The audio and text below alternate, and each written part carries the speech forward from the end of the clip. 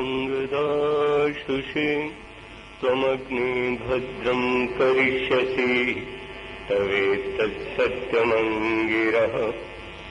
ॐ त्वं हि नः पितावसो त्वं माता शतक्रतो बभूविथ अधा ते सुन्नन्नये। ॐ पत्वाग्ने दिवे दिवे दोषावस्तर्धियावहम् नमो भरन्तर्नसि। ॐ असतो मां सद्गमय तमसो मा ज्योतिर्गमय मृत्योर्मामृतं गमयति। ॐ शान्तिः शान्तिः शान्तिरोम। पूजा और श्रद्धा की योग माताओं, बहनों तथा सज्जनों, आइए मेरे साथ मिलकर बड़ी श्रद्धा और प्रेम से एक बार गुरु मंत्र गायत्री मंत्र का उच्चारण करें। ओम भूर्भुवः स्वः तत्सवितुर्वरेण्यं भर्गो देवस्य धीमहि धियो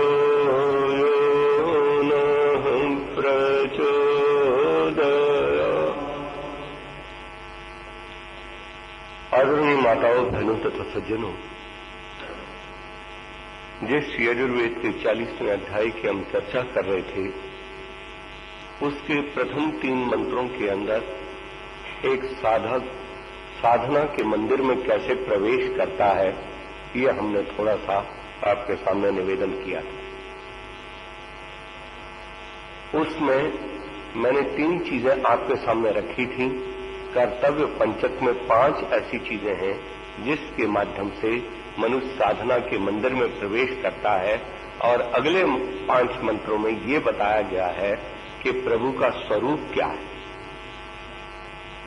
तो कल जिस विषय को हमने छेड़ा था, पुनः अपने सामने याद रखें कि साधना के मंदिर में प्रवेश करने वाले व्यक्ति को सबसे पहले ये बोध होना चाहिए कि जो मेरा आराध्य देव है वो एक देशी नहीं है, वो सर्वदेशी है। ईशावास्यमिदं सर्वं यत्किंच जगत्याम जगत, जो कुछ भी इस जगती के अंदर जगत है, इस ब्रह्मांड के अंदर जो भी कुछ मौजूद है, उस सब के अंदर ईश्वर व्यापक है। यह आकाश की तरह व्यापक नहीं है। आकाश व्यापक होते हुए भी वो जड़ है, परंतु ये व्यापक भी है और ये चेतन भी है। आकाश मेरी हर क्रिया प्रतिक्रिया को नहीं जान सकता, परंतु ये व्यापक होता हुआ मेरी हर चेष्टा को अच्छी प्रकार से जानता है, चाहे वो भीतर की हो चाहे वो बाहर की। नंबर 3, ये केवल चेतन ही नहीं है, बल्कि ये सारे संसार का स्वामी भी है। ये मालिक है। आप कितना भी जोर लगा लें, आप इसके मालिक नहीं बन सकते। आप थोड़ी देर के लिए मालिक हैं, उस थोड़ी देर के बाद आपके नाम जमीन होगी तो भी आप लेटे होंगे। मैंने इसी की अनंत की और एक पुस्तक लिखी, और ईशावास्यमिदं जो उपनिषद है उस पर दूसरी पुस्तक लिखी।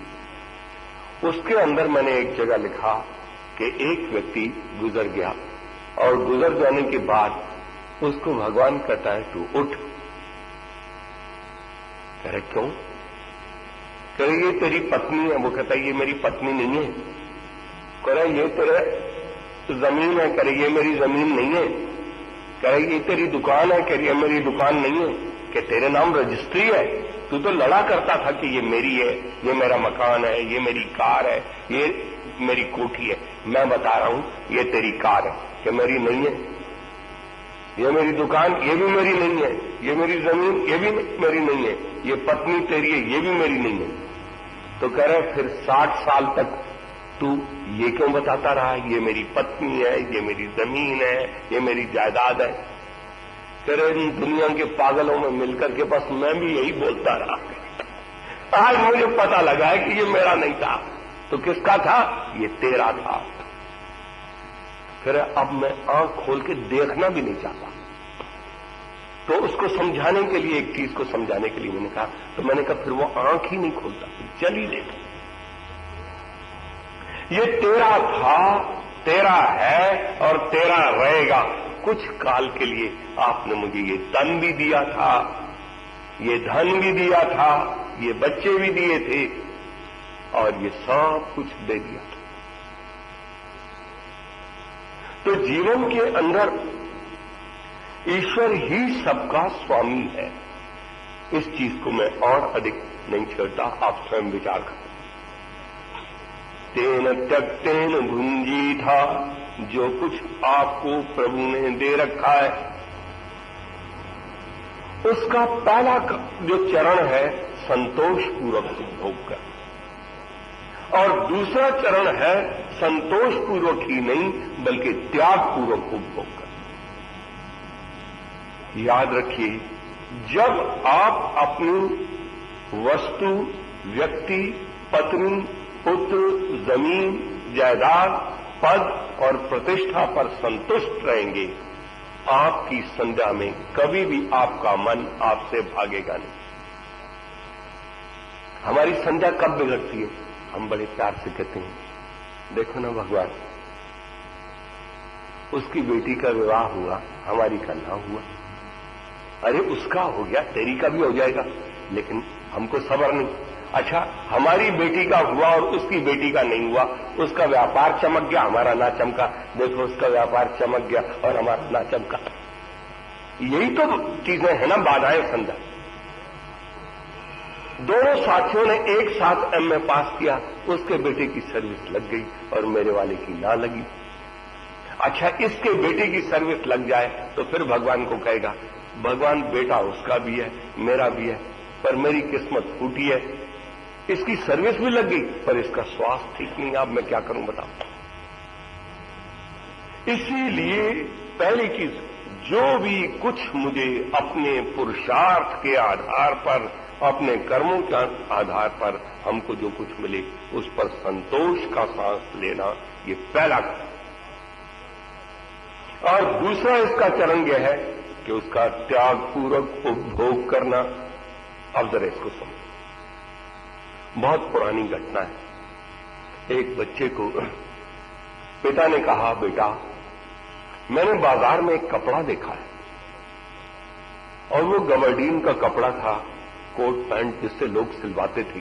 तो वो कपड़ा मुझे बहुत पसंद आया, कलर भी बहुत पसंद आया और मैंने अमुक दुकानदार से बात कर ली है, जाकर के तू कपड़ा पड़वा लेना और दर्जी से सिलवा लेना। तो वो बच्चा पूछता है अपने पिता से, पुरानी बात है, वो कोट का कपड़ा कितने का आएगा? कह रहे 90 रुपए का। सिलाई कितनी लगेगी? कह रहे 30 रुपए। उन दोनों 30 लगते होंगे।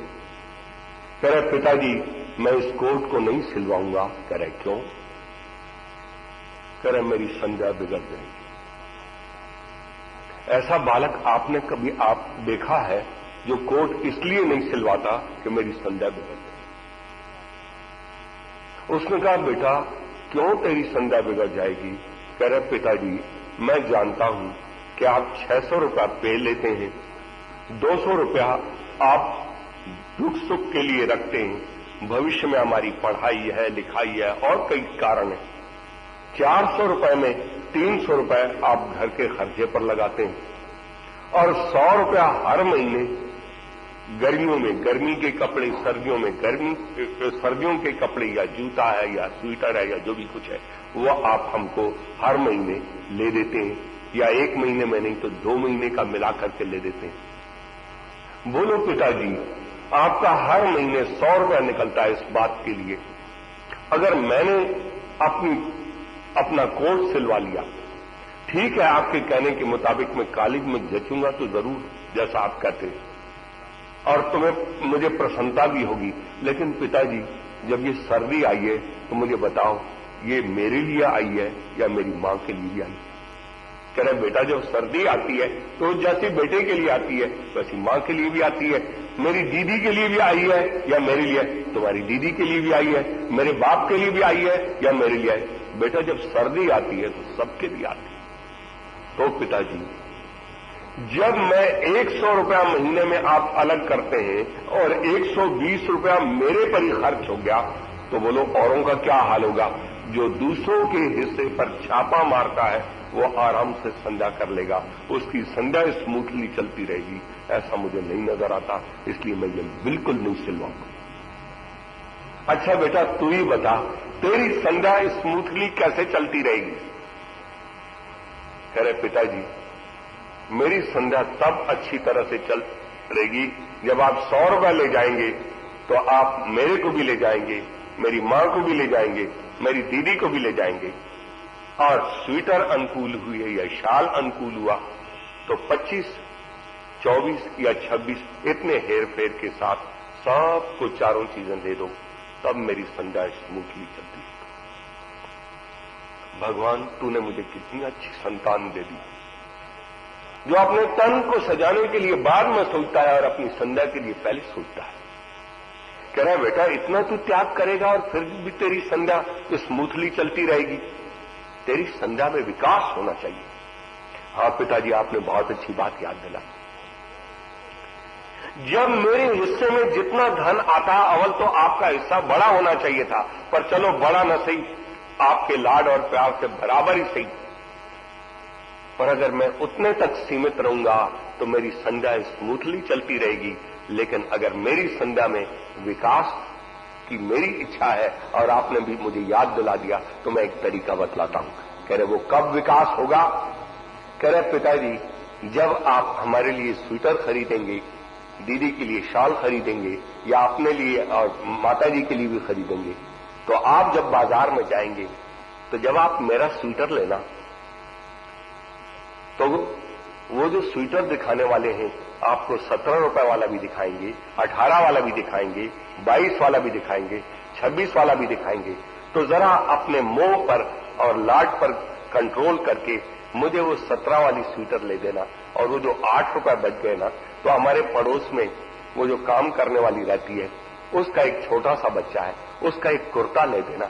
तो कह रहे उससे क्या होगा? जब मैं उस स्वेटर को पहनूंगा और मेरे बचे हुए पैसों में से वो व्यक्ति अपने बच्चे को वो मां कुर्ता पहना देगी, तब मेरी संध्या में विकास होगा। तब बाप कहता है बेटा दान करना बड़ा मुश्किल है। अच्छा दान करना बड़ा मुश्किल है, एक और तरकीब बतला देता हूं। जब आप ये चीजें खरीदने जाएंगे तो मेरी दीदी मुझे भी बहुत प्यारी लगती है, मेरी मां को भी उससे लाड है, आपको भी बहुत लाड है। तो जब दीदी का शाल खरीदना था तो दुकानदार 35 वाला भी दिखाएगा, 40 वाला भी दिखा देगा। तो जरा दीदी मुझे भी प्यारी लगती है, जरा बढ़िया सा शाल उसको ले देना, तो बजाय 25 का 35 का ले देना। कह रहे बेटे फिर तुम्हारे पैसे कम हो जाएंगे, तो हमको 15 रुपए की मेरठ की एक खद्दर की चद्दर आती है, मैं ओढ़ के कॉलेज चला जाऊंगा। कह रहे बेटा तू जचेगा नहीं। कह रहे मैं जचूं या नहीं जचूं, लेकिन पिताजी जब मैं संध्या में बैठूंगा तो मैं झूम जाऊंगा। जब मैं अपने पुरुषार्थ या अपने दायरे के मुताबिक अपने ही भाग पर संतोष का सांस लूंगा तो मेरी संध्या में कभी रुकावट नहीं पड़ेगी, और जब मैं उसका भी त्यागपूर्वक उपभोग करूंगा तो मेरी संध्या में विकास पैदा होगा। और तीसरी चीज क्या थी? मां गिरदा, किसी के धन की लालच मत करो। यहां धन का जिक्र नहीं किया, धन के अंदर सब चीजें आ जाती हैं। किसी की वस्तु, किसी के व्यक्ति और किसी के स्थान को ललचाई दृष्टि से मत देखो। तो आप करें ऐसे विकास कैसे होगा? हम यही तो सोच के अपना घर बढ़िया बनाते हैं, देखो उसका घर इतना बढ़िया, हमारा घटिया है। इसी कई लोग मुझसे प्रश्न करते हैं कि हम कैसे उन्नत होंगे। मैंने कहा जब आप इस ढंग से होना, आपको मकान की ज्यादा जरूरत है, बच्चे ज्यादा हो गए या आने जाने वाले ज्यादा हो गए या स्टेटस ऐसा बढ़ा है, मेरे पास अतिथि भी आते हैं, मेहमान भी आते हैं, तो बड़ा मकान चाहिए, फिर उनके मुताबिक बढ़िया स्तर का मकान चाहिए। तो बनाओ, लेकिन इसलिए मत बनाओ कि उसने बनाया इसलिए मैं बनाऊं। मैंने कहा वो कुएं में छलांग लगाएगा, फिर कहा उसने लगाई है, उसने मैंने लगाई है, ये काम मत करो। जीवन के विकास के बहुत से दायरे हैं। उसने बड़े सुंदर शब्द मद गृदः गृदु अभिकांक्षायाम, किसी की वस्तु, व्यक्ति और स्थान को अभिलाषा भरी दृष्टि से मत देखो। जब हम देखते हैं तो फिर हमारा संदेह में कहां मन लगे। हमको तो दूसरे की कोठी दिखाई देती है, दूसरे की कार दिखाई देती है, दूसरे की पत्नी दिखाई देती है, दूसरे के बच्चे दिखाई देते हैं, दूसरों का धन दिखाई देता है। तो फिर वो कहते हैं, कई लोग अपनी पत्नी को कहते हैं, देखो उसकी पत्नी कितनी अच्छी है। मैंने कहा तुझे जो मिली तेरे लिए यही अच्छी है। और मैंने कहा उस आदमी से पूछ के उसकी पत्नी कितनी अच्छी है। तू गया, तुझको उन्होंने अच्छी खीर खिला दी, लेकिन उसके पति से पूछ ले कि वो कितनी अच्छी है या कितनी खराब। जीवन के अंदर कभी भी थोड़े से बाह्य व्यवहार को देख करके एकदम अपने लिए वो आकर्षण का केंद्र मत बनाओ। मैंने एक आदमी से पूछा, भाई साहब आप जाओ, अब 10 बज गए। तो मुझे कहता है जितनी घड़ियां आपके साथ बीत जाएं उतनी अच्छी हैं। जब 11 बज गए मैंने कहा अब तो तुम घर जाओ। कह रहा भाई साहब जरा सो जाने दो उसको। मैंने कहा क्यों? कह रहा जान खाएगी। कह रहे हम जाएंगे वो ही सोई मिलेगी, हम भी चुपचाप सोएंगे। वेद के अंदर मिसाल दिए, इतनी सुंदर मिसाल दी। सोमोरारंदी नो हृदय है सौम्य गुणों से संपन्न परमेश्वर, न हृदय रारंदी, हमारे हृदय में रमण कर। कह रहे कैसे? गावो न यवसेषु, जैसे गऊ हरे भरे घास में रमण करती हैं वैसे मेरे दिल में रमण कर।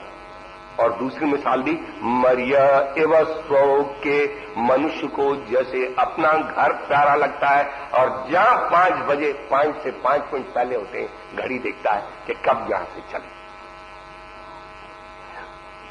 वो घर बहुत बढ़िया है जिस समय मर्द ये सोचता है कब यहां से चले और घर पहुंचे। और वो घर बहुत बढ़िया है जो हम भी सोचते रहे कि कब इनका, मैं बड़ा खुश हुआ कि इन्होंने बजाय 29 के 28 में फैसला कर दिया, मैं कहा एक दिन पहले चले। वेद के अंदर कहा प्रभु तू मेरे हृदय में ऐसे रमण कर जैसे पुरुष सब जगह निमंत्रण पर जाता है। मैंने कहा भाई साहब आप वहां आए नहीं विवाह के। कह रहे उसने मुझे बुलाया ही नहीं। कह रहे बिन बुलाए तो मैं भगवान के घर भी नहीं जाता। और मैंने कहा अपने घर कौन सा निमंत्रण आता है? कोई एक जगह ऐसी है जहां बिना निमंत्रण के चला जाता है। तो कहता है प्रभु मेरे घर में ऐसे रमण कर जैसे कि पुरुष अपने घर में रमण कर। और पुरुष अपने घर में तब रमण करता है जब उसको अनुकूलता होती है, नहीं तो वो ऐसी जवाब देगा जितनी घड़ियां आपके साथ बीत जाए उतनी अच्छी। तो इसलिए अब मैं कैसे रमण करूं, आप उस मंत्र पर मैं विचार करता हूं। देखो प्रभु कहता है जब नारी नर के अनुकूल होती है, दोनों के विचार मिलते हैं, दोनों की बहुत सी चीजें मिलती हैं, तो वास्तव में एक दूसरे के आकर्षण में दोनों एक दूसरे की तरफ दौड़ते हैं। इस मंत्र पर कभी मैं विचार कर रहा था तो एक दंपति हैं, उनका विवाह किया। जैसे आजकल के जमाने में एक दिल्ली में सर्विस कर रहा है और एक बंबई में कर रहा है या एक मेरठ में कर रहा है, तो दोनों अलग अलग हो जाते हैं। तो एक नारी का विवाह हुआ। विवाह होने के बाद उसको पति ने कहा कि तुम छोड़ दो सर्विस। उसने कहा मैं तैयार हूं। लेकिन किसी व्यक्ति ने कहा तुम दोनों ऐसे रहे कि कभी किसी ने पैसा नहीं जोड़ा। क्या फर्क लगता है, 2-4 घंटे की बात है, एकदम आदमी पहुंच जाता है छुट्टी में। तो मत छोड़ो सर्विस। और 5-6 साल की बात है, उसके बाद तुम्हें पेंशन भी मिलने लगेगी। खैर उन्होंने उस सर्विस को बरकरार रखा। अब नारी पति के पास आती। अब ये स्वाभाविक बात है कि जब नारी भोजन बनाती है तो भोजन में कभी खिचड़ी भी बन जाती है, कभी रोटी भी बन जाती है, कभी कुछ और भी बन जाता है, खीर पूरी हलवा सब कुछ भी है। तो अचानक नारी अपने पति के पास आई, देर में पहुंची। उन्होंने कहा कि हम ही बना लेते हैं। कह रहे आप तो रोज ही बना लेते हैं, जरा हमें चांस तो हम बनाए। तो उन्होंने कहा आप टाइम थोड़ा है, तो उन्होंने खिचड़ी तैयार कर दी। अब जब खिचड़ी बन गई तो मैं अनुकूलता की बात आपको बतलाता हूं। तो खिचड़ी जो है परोसी गई, तो उन्होंने पुरुष की थाली में भी डाली, अपनी थाली में भी डाली। पुरुष ने बड़े प्यार से खा ली, उन्होंने भी खा ली। तो फिर वो पूछती हैं, आप ये बताओ खिचड़ी कैसे बनी? कह रहे हम क्या बताएं, ये तो थाली ही बता रही है, हमने थाली भी चाट ली और फिर भी आप पूछते हो कि खिचड़ी कैसी बनी। उसने कहा फिर भी, क्योंकि नारी को तसल्ली नहीं होती, अगर आप उसकी वस्तु को थोड़ा सा अप्रिशिएट कर दें तो उसको बड़ी तसल्ली हो जाती। तो उसने कहा फिर भी, अरे तुम्हें थाली नहीं बता रही कि खिचड़ी कैसे बनी? कह रहे मैं फिर भी पूछ रही हूं, बताओ तो सही कैसी बनी। तो उसने कहा देखो खिचड़ी बड़ी स्वादिष्ट थी और हमने बड़े प्यार से खाई, पर करिए पर क्या है यही मुझे बता दो। उसने कहा खिचड़ी बहुत स्वादिष्ट बनी थी, मैंने बड़े प्यार से खाई, पर एक बात है, हमको खिचड़ी में हल्दी पसंद नहीं। अब उनको पता लग गया। अब धीरे धीरे 2-4 दिन की छुट्टियां थी, वो अपना चले गए, फिर चले गए। समय बीता, जब उन्होंने कहा मुझे हल्दी पसंद नहीं है, तो नारी ने एक शब्द कह दिया कि पतिदेव आपको खिचड़ी में हल्दी नहीं पसंद? कह रहा बिल्कुल नहीं, लेकिन खिचड़ी में हल्दी हमको बहुत पसंद है और इसके लाभ भी बहुत हैं। अच्छा, अब ये बात यहां पर खत्म हो गई। समय बीतता गया, फिर छुट्टियां हुई, बच्चे का जन्म हुआ, बच्चे के साथ मां आती है, फिर पति के पास आती है, फिर 2-4 दिन में कभी खिचड़ी का चांस बना, फिर खिचड़ी बन गई।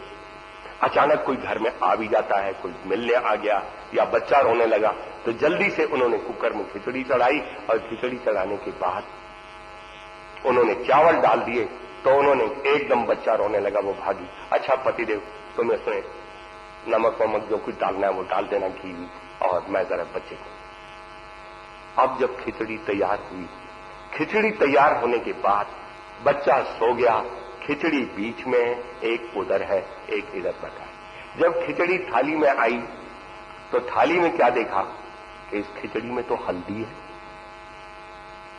तो उन्होंने कहा पतिदेव हल्दी तो आपको पसंद नहीं है, इस खिचड़ी में हल्दी कहां से आ गई? कह रहे आपको तो पसंद है और हल्दी के लाभ भी बहुत। और उस नारी की आंखों में से आंसू निकले, प्रभु क्या तमाशा है,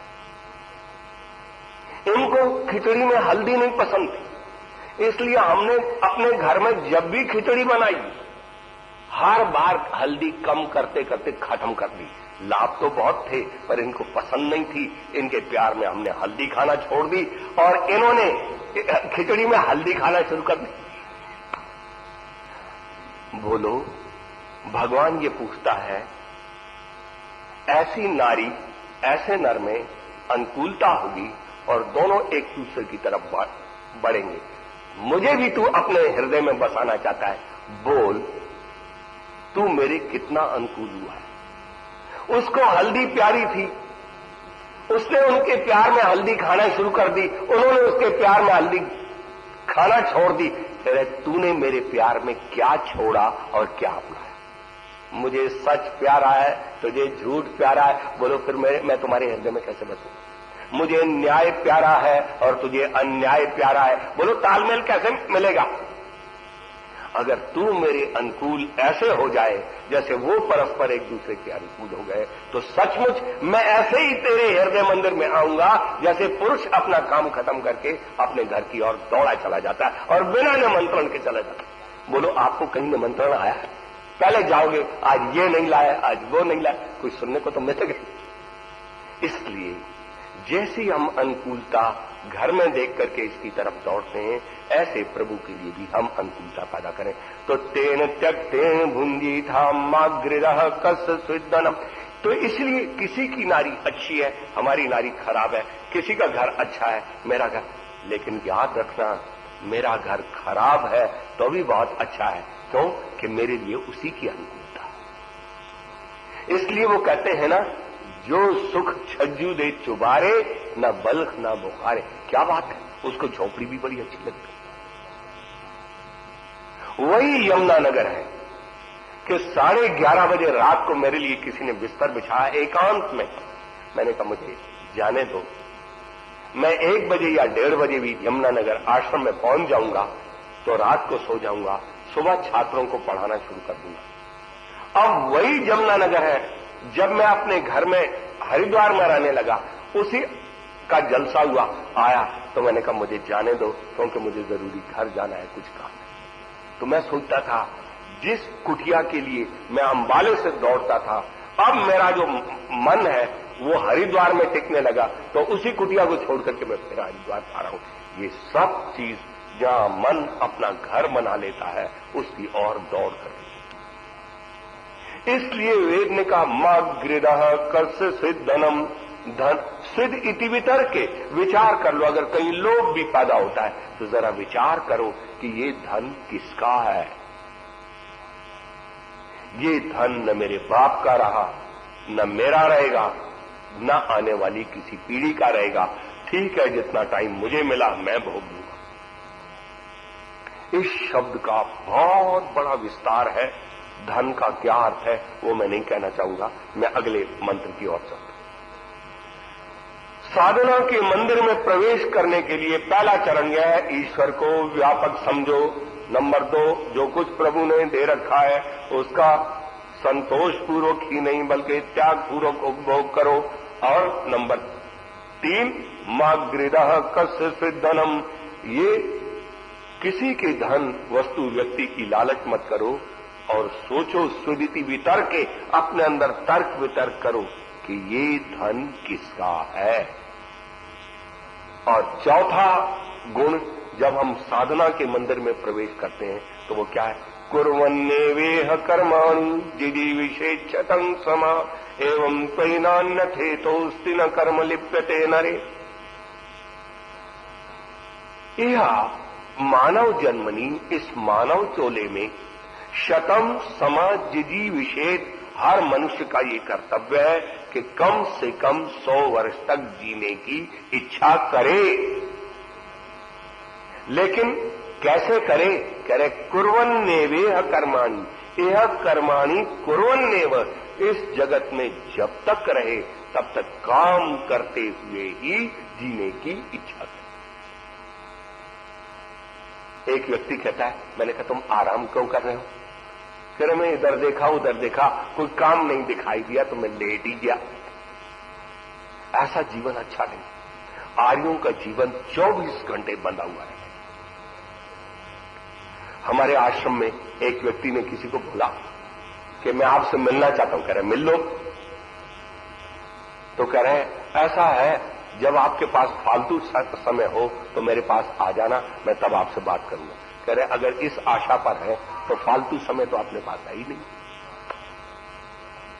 तो उस विद्वान से बोलते हैं जब आपके पास फालतू समय नहीं है तो आप आश्रम में कैसे बोलते हैं, बाहर कैसे चले जाते हैं, कई व्यवहारों में जाते हैं। कह रहे सुनो, मेरी डायरी देखना, 24 घंटे बंधे हुए, 24 घंटे में 24 घंटे के कार्य निश्चित है। तो कह रहे फिर आप बाहर कैसे जाते हैं? कह रहे मैं उस व्यक्ति से पूछ लेता हूं, तू बता तेरा क्या काम है। अगर अपने काम से मुझे उसका काम जरूरी लगता है तो मैं अपना काम छोड़ करके उसका काम करना शुरू कर देता हूं। बहुत प्रसन्न हुआ।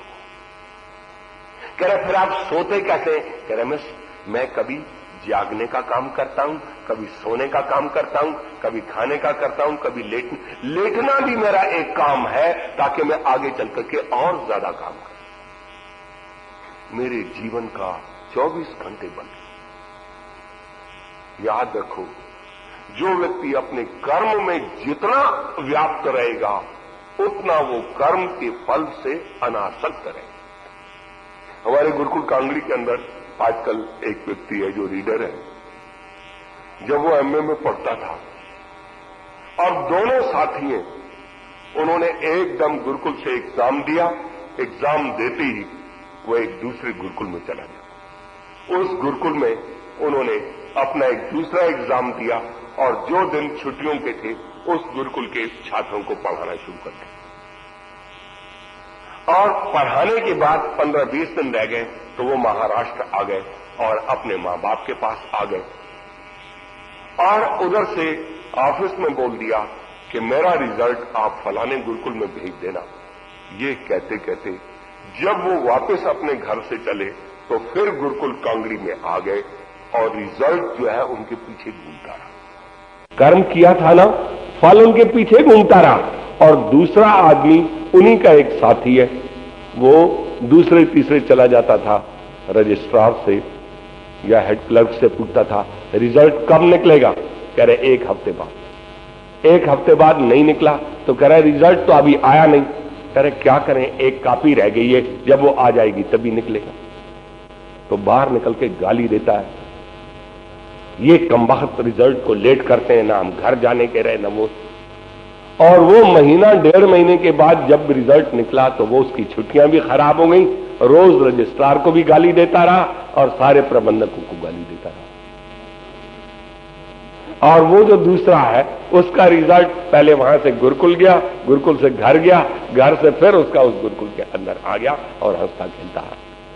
याद रखो, मैंने जो कर्म किया है उसका फल मेरे पीछे जरूर आ जाएगा। अब वो उस फल के पीछे मैं हाथ धो के लगूं या न लगूं।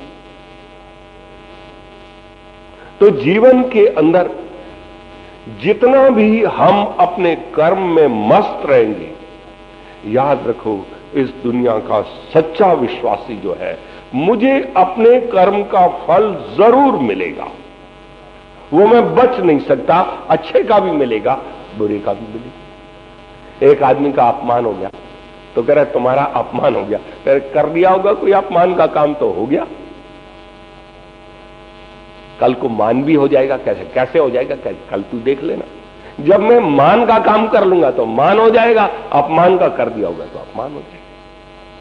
इस मंत्र को आप गहराई से सोचना, इसके अंदर बहुत कुछ है। कुर्वन्नेवेह कर्माणि जिजीविषेच्छतं समा एवं त्वयि नरे न अन्यथा अस्ति एवं त्वयि नरे न कर्म लिप्यते। इस ढंग से जीवन व्यतीत करते हुए तुम कर्म के फल से आसक्त नहीं रहोगे और काम करते चले जाओगे। मेरे पास फुर्सत न हो, मैं इतना काम करूं कि मेरे पास फुर्सत न हो। हां, पहले सोच लूं मैं अच्छा करूंगा तो उसका परिणाम अच्छा ही होगा। अगर मैंने किसी को गाली दी, किसकी बेइज्जती की, तो भले ही आज वो कमजोर हो, मेरी बेइज्जती न करे, लेकिन किसी समय वो मेरी बेइज्जती जरूर करेगा। और अगर मैंने इज्जत की है तो भले ही अनजान में वो आज मेरी बेइज्जती करता है, बाद में वही पछताएगा कि मैंने बहुत नेक आदमी की बेइज्जती। इसलिए अपने कर्म से अलिप्त रहने का ये मंत्र अपना स्वतंत्र ढंग से बहुत विचित्र मंत्र है। इसके ऊपर कभी आप स्वयं विचार कर सकते हैं, या मैंने थोड़ा अपनी पुस्तकों में थोड़ा लिखा। तो वेद ये चाहता है उस साधना के मंदिर में वो प्रवेश कर सकता है जो अपने कर्मों को खूब करता है और कर्मों को करके प्रभु पर छोड़ता है और आगे ही आगे बढ़ता रहता है। और जो हर मैंने उसके साथ ये किया, उसने मेरे साथ ये किया, तो इसी चक्कर में संध्या भी बिगड़ जाती है, नींद भी खराब हो जाती है, नींद भी नहीं आती। मैंने एक व्यक्ति थे हमारे यहां बहुत, तो वो गेरुए कपड़े में थे, तो ब्रह्मचारी था, जरा मस्त रहता था। मैंने कहा तुम ऐसा मत बोला करो, इससे बेइज्जती होती है। तो वो कहता मैं बेइज्जती की सत्ता ही नहीं मानता। और आप आश्चर्य करेंगे, खूब मस्त रहता है और खूब जब रोटी वोटी खा ली और यूं बिस्तर के पास गया, बिस्तर पर लेटता पीछे है, उसको नींद पहले आ जाती। और मैंने कहा कई लोगों को मैंने देखा है नींद ही नहीं आती। कह रहा आज उसने मेरी बेइज्जती की, सास ने मुझे ये कह दिया, पुत्रवधू ने ये कह दिया, पति ने ये कह दिया, और उसको घंटा घंटा पड़े हो अपना करवटें बदल रहे हैं। और वो आदमी कहता मुझे मस्ती से मैं बेइज्जती की एग्जिस्टेंस ही नहीं मानता। मैंने कहा तभी तो इतना तगड़ा हो रहा है। तो जीवन के अंदर आदमी को मस्त रहने के लिए भी ये बड़ा जरूरी है। तीसरे मंत्र के अंदर इस कर्तव्य पंचक का एक गुण और बदला है। असुरिया नाम ते लोका अंधेन तमसावृता तास्ते प्रेत्याभिगच्छन्ति ये के चात्मोहनो जना। सीधे सीधे शब्दों का अर्थ आप समझिए, असुरियानामुत्ते लोका, कुछ ऐसे लोक हैं जो असुरिया, जहां पर ज्ञान का भानु उदय नहीं होता। असुरियानामुत्ते लोका अंधेन तमसावृता, जो अविद्या अंधकार से ढके हुए हैं कुछ लोग ऐसे हैं। यहां लोक का अर्थ है योनिया। असुरियानामुत्ते लोका अंधेन तमसावृता तांस्ते प्रेत्याभिगच्छन्ति ये के चात्महनो जना। तान लोकान ते प्रेत्य, उन लोगों को वे लोग मर करके प्राप्त होते हैं। कौन? ये केचा आत्महनो जना, जो अपनी आत्मा का हनन करते हैं, अपनी आत्मा के विपरीत आचरण जो करते हैं, वो इन योनियों में जाते हैं। कैसी योनियों में जाते हैं? जहां ज्ञान का भानु उदय ही नहीं हो सकता। अब बोलो, आपके मन में आया, आप वेद का उपदेश सुन रहे, लेकिन कोई भी भैंस आकर के उपदेश नहीं सुन सकती, गाय उपदेश नहीं सुन सकती, कोई चूहा उपदेश नहीं सुन सकता, कोई सुअर उपदेश नहीं सुन सकता। वो ऐसी योनियां हैं जहां ज्ञान का भानु उदय ही नहीं होता। और उन योनियों को वेद कहता है वे लोग जाते हैं जो अपनी आत्मा के विपरीत आचरण करते हैं। आत्मा कहती है इसके साथ बुरा मत करो, हम फिर बुरा कर लेते हैं, तो हम ऐसी योनियों में जाएंगे। अब कितने भी आप कितना संगीत गा लो, लेकिन कोई उनके लिए उपयोगी नहीं। तो जीवन के अंदर जो अपने जीवन को ऐसा चाहता है कि जहां ज्ञान का भानु उदय होता रहे, तो अपने अनुकूल, आत्मा के अनुकूल आचरणों को जितना करता चला जाएगा, उतना ही ज्ञान का आलोक उसके अंदर उदय होता रहेगा। तो इस कर्तव्य पंचक को अपने जीवन में लाने वाला व्यक्ति साधना के इस मंदिर में प्रवेश करने का अधिकारी होता है। अब हमको यह पता लगना चाहिए कि हम इस मंदिर में प्रवेश करने के अधिकारी तो हो गए, लेकिन जिसका हम दर्शन करना चाहते हैं उसके स्वरूप का भी तो पता हो। एक बार हमने निर्णय किया, 3 साथियों ने, और तीनों ने वैदिक धर्म के प्रचार का विचार किया। पैसा जेब में नहीं रखना, केवल न किसी से किराए का मतलब। तीनों हम चलते रहे पैदल। एक गांव में गांव आ गया गांव, शहर आ गया शहर। हम गए, हमने यज्ञ किया। यज्ञ करने के बाद जिनके यहां यज्ञ कर लिया, उन्होंने कहा आप यज्ञ हमारे घर करेंगे तो भोजन भी हमारे घर करेंगे। अच्छा, भोजन भी आप क्या कर लेंगे। उसके बाद हमने यज्ञ करना शुरू कर दिया। कई लोग इकट्ठे हुए, हमने बोल दिया। अब हमारे पास एक व्यक्ति था गेरुए कपड़े वाला, उनको मैं पढ़ाता भी था। बरसात के दिन थे, एक बीच में पानी में से हमको गुजरना पड़ा, और एकदम एक व्यक्ति उनको आकर के मिला।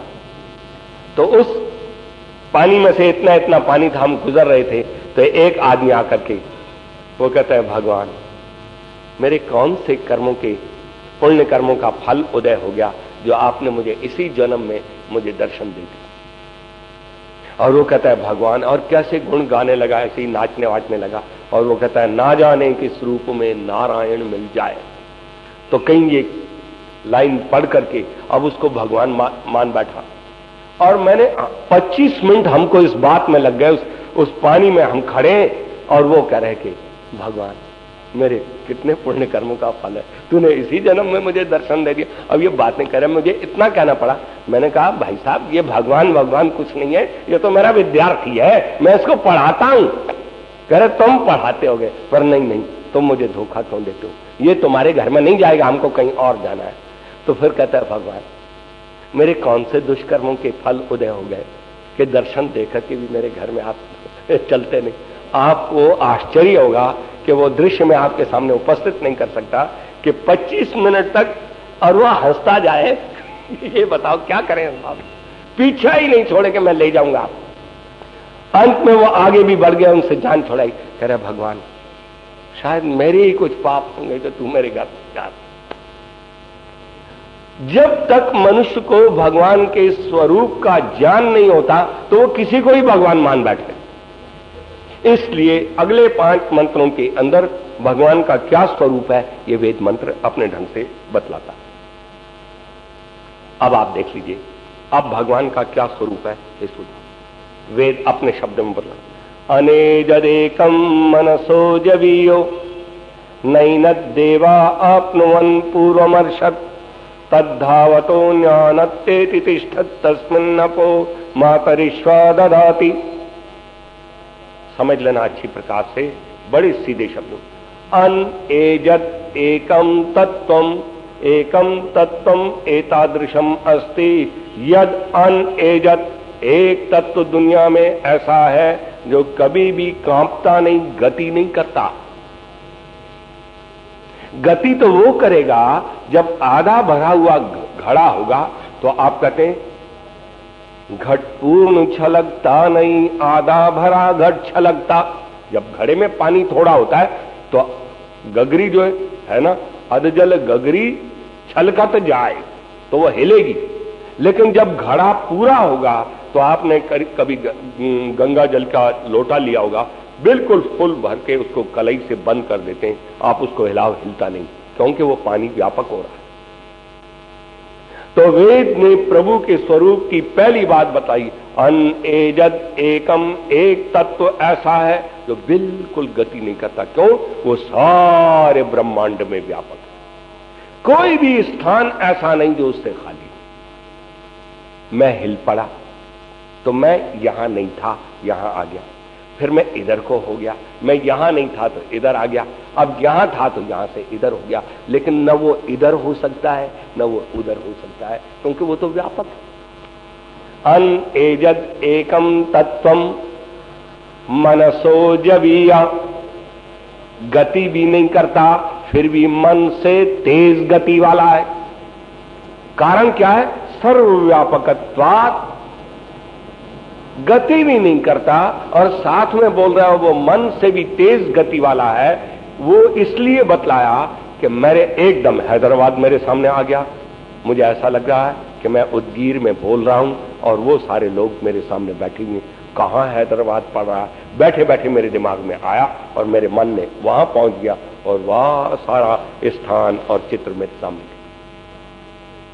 मन इस दुनिया में सबसे तेज गति वाली अगर कोई चीज है तो उसका नाम मन है।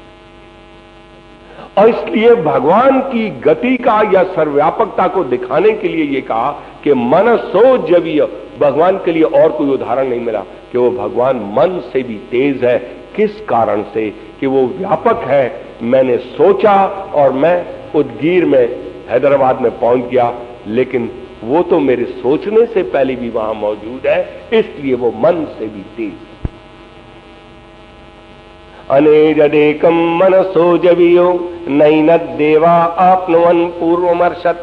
देवा मीन्स इंद्रियाणि, इन इंद्रियों में से कोई इंद्रिय ऐसी नहीं है जो प्रभु को प्राप्त कर सके। मैंने आपसे जिक्र किया था कि जो एक व्यक्ति कहता है मैंने आंखों से भगवान को देखा, तो कह रहा है आंख जिसको देखती है उसका नाम भगवान नहीं है, तो किसका नाम भगवान है? आंख में जिसने देखने की सामर्थ्य भरी है उसका नाम भगवान है। मैंने इन्हीं हाथों से उस भगवान के चरण स्पर्श किए, कह रहे त्वचा जिसका स्पर्श करती है उसका नाम भगवान नहीं है, तो किसका नाम भगवान है? जिसने त्वचा में स्पर्श करने की सामर्थ्य भरी है उसका नाम भगवान है।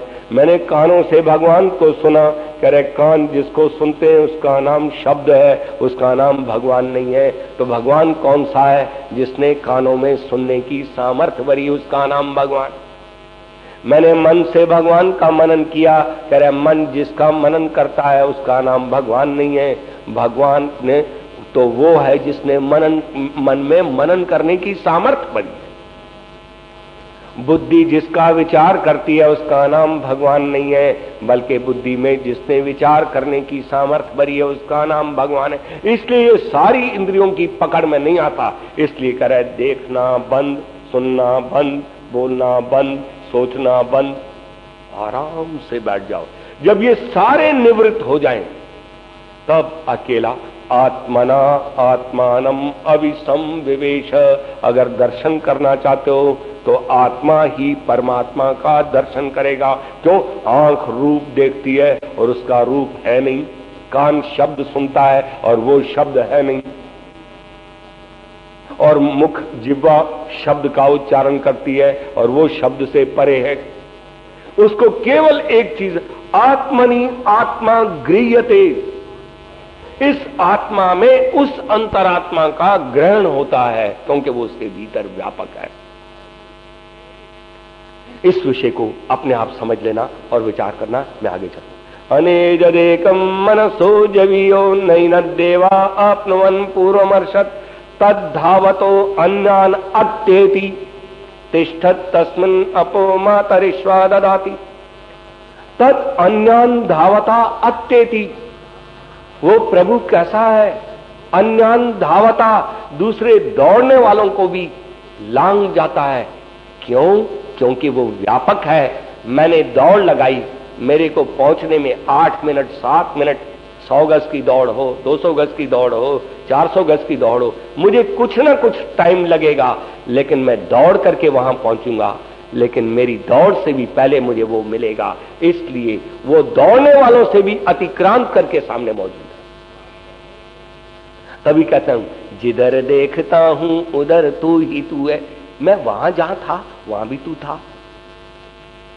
मैं अमेरिका में रहा, वहां भी मैं परमेश्वर को ऐसे अनुभव करता था जैसे यहां अनुभव करता। वहां भी अगर मैं कोई बुरी बात करता था तो उसी तरीके से मेरे अंदर भय शंका लज्जा होती थी जैसे यहां होती है। पाकिस्तान में मैं रहा, उसमें भी यही काम करता था, तब भी यही कुछ होता था। आप पाकिस्तान में रहो, हिंदुस्तान में रहो, हवाई जहाज में रहो, धरती पर रहो, धरती के अंदर रहो, समुद्र के बाहर रहो और अंदर रहो, लेकिन याद रखना, जब भी कोई बुरा काम करेंगे, भय और शंका लज्जा, वो तीनों चीजें तुम्हारे पास आएंगी। जब भी कोई अच्छा काम करोगे, आनंद उत्साह और निर्भयता तुम्हारे साथ होगी। इसके लिए न देश का लिहाज है, न स्थान का लिहाज है, न किसी वातावरण का लिहाज। इसलिए वो उन दौड़ने वालों को भी लांग जाता है और कहा तस्मिन् अपो मातरिश्वा ददाति। मातरिश्वा कहते हैं जीव को, उस सर्वव्यापक भगवान के अंदर ही अंदर सारे जीव अपने काम करते हैं। बोलो कितना व्यापक है। ऋषि दयानंद जी ने कहा, राजन तू मुझे अपनी आज्ञा का पालन करवाना चाहता है, तेरे राज्य को तो मैं शौच के लिए लोटा उठाऊं ना, तो भी तेरे राज्य से बाहर मैं शौच जा सकता हूं। लेकिन मैं तेरी आज्ञा मानूं या उस भगवान की मानूं कि जिसके शासन में या जिसके दायरे में से मैं मर के भी जिसकी सीमाओं से बाहर नहीं निकल सकता, मैं उसकी आराधना करूं या तेरी आराधना करूं, उसकी आज्ञा को मानूं या तेरी आज्ञा को मानूं। ये मातरिश्वा किसको बोलते हैं? जीव को। मातरिश्वा किसको बोलते हैं? हवा को। माता अंतरिक्षम तत्र श्वसिति गच्छति इति मातरिश्वा। जो इस अंतरिक्ष में हवा चलती है उसका नाम भी मातरिश्वा है। और माता अंतरिक्षम, ये जो सारा अंतरिक्ष है इसको माता बोलते हैं। उसके अंदर तत्र श्वसिति प्राणान धारयति इति मातरिश्वा जीवा। इस अंतरिक्ष में जो प्राण अपान को लेता और देता रहता है वो अपने सारे अपाहमन कर्मों को करता रहता है। आप जितने भी कर्म कर रहे हैं, सोचने का, लिखने का, पढ़ने का, देखने का, सुनने का, छूने का, ये सब प्रभु की सीमाओं के अंदर है। और समझ लीजिए, अब इस बात को और समझाते, तदेजति तन्नैजति। आप कहोगे इसमें कमाल ही कर दिया, प्रभु गति भी करता है और गति नहीं भी करता। फिर कमाल हो गया। एक बार तो कहते हैं गति भी करता है और गति भी नहीं करता। तो ये एक व्याकरण का नियम है, जहां एक सी चीज आ जाए तो उसमें एक णिच प्रत्यय का अध्याहार करके एकदम अर्थ बदल जाता है। तो इसका अर्थ क्या हो जाएगा? तद एजयति परम स्वयं न एजति। वो दूसरे को गति देता है पर अपने आप गति में नहीं आता। लाला जी की फैक्ट्री चल रही, अरे फैक्ट्री 8 बजे खुल जाए, लाला जी ने मुंह हिला दिया और फैक्ट्री चल पड़ी। जितना ऊंचे स्तर का आदमी होगा, लाला ने तो मुंह भी हिलाया, भगवान और ऊंचे स्तर का है, वो तो मुंह भी नहीं हिलाता, वो इच्छा ही कर देता है और जगत में काम शुरू हो जाता है। लाला तो फिर किसी को चाबी देगा कि जरा फैक्ट्री खोल दे, और भगवान इतना भी नहीं करता। अच्छा और लो, अगर भगवान को समझना चाहते हो तो इसमें इस आत्मा का जो दायरा है, मेरा ये हाथ है और धीरे से मेरी इच्छा हुई और मैंने ये उंगली ऊपर कर दी। इसको उठाने के लिए तो मुझे सहारा देना पड़ेगा, लेकिन इस हाथ की उंगली को उठाने के लिए मुझे कोई भी सहारे की जरूरत नहीं। देखो मैंने एकदम किया, ये उठ गई। बोलो मैंने तो कुछ बोला भी नहीं, ये उठ गई। इच्छा करते ही यहां तक मेरा दायरा है, मैं अपनी शक्तियों से व्यापक हूं। मेरे सोचते ही ये ऊपर हो गई, मेरे सोचते ही ये नीचे हो गई। याद रखो, जब मैं अपने दायरे में इच्छा मात्र से न मुंह हिलाता हूं न कुछ हिलाता हूं, इच्छा मात्र से मैं यूं हो गया और मैं यूं हो गया, मेरी उंगली यूं हो गई और यूं हो गई। इसी प्रकार से भगवान केवल इच्छा मात्र से सारे ब्रह्मांड की कैसे रचना करता है, ये कभी चर्चा फिर करेंगे। आप फिर उस पॉइंट पर आ जाओ। वो दूसरों को गति देता है पर स्वयं गति में नहीं आता। तदेजते तन्नैजते तद दूरे तदु अंतिके। वो दूर भी है और नजदीक भी है। कह रहे दूर कैसे? कह रहे बताऊं? कह रहे हाँ बताओ। कह रहे अज्ञानियों से दूर है और ज्ञानियों के पास। एक बार मैं गुरुकुल जाने लगा ना, तो गुरुकुल जाते ही मैंने कहा मुझे जल्दी जाना है, मेरा चश्मा दो। अब ये भी चश्मा ढूंढ रही है, बच्चे भी चश्मा ढूंढ रहे हैं और मैं कह रहा हूं। अंत में मैंने कहा चलो चश्मा मिलता नहीं, मैं देर हो गई, मैं जल्दी जाऊं। तो एकदम मैंने अपना बस्ता वस्ता उठाया और मैं जाने लगा। तो कह रहे चश्मा तो आपकी आंखों पर है, अब बताओ। मेरी आंखों पर चश्मा है जिसको मैं भी ढूंढ रहा हूं, ये भी ढूंढ रही है और बच्चे भी ढूंढ रहे हैं। अज्ञान के कारण चश्मा मेरे पास है। बाह्यता वो सारे भवन से बाहर भी है। देखो कोई वस्तु का नाम नहीं लिया। तद अस सर्वस्य चित्रस्य अंतः। अगर मान लो कोई घड़ी है, तद अस सर्वस्य घटिकाया अंतः। ये सारी घड़ी के भीतर भी है, घड़ी के बाहर है, भवन के भीतर भी है, भवन से बाहर भी है,